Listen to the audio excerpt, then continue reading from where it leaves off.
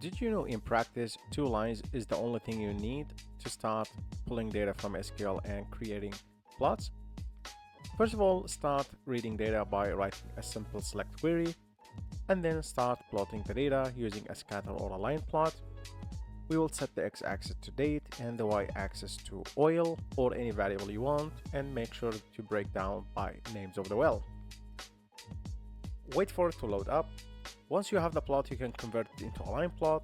You can activate the log y-axis to accommodate for the different scales of the well productions. You can also create a group of total field production. So you can group the production of total field by date. You can also plot that as a line chart. We will set the group data and the x to the date and the y-axis to any variable you want. Now there you go. You can also add the other variables to this as well. For example, water production can be plotted in conjunction with oil. Follow us for more videos.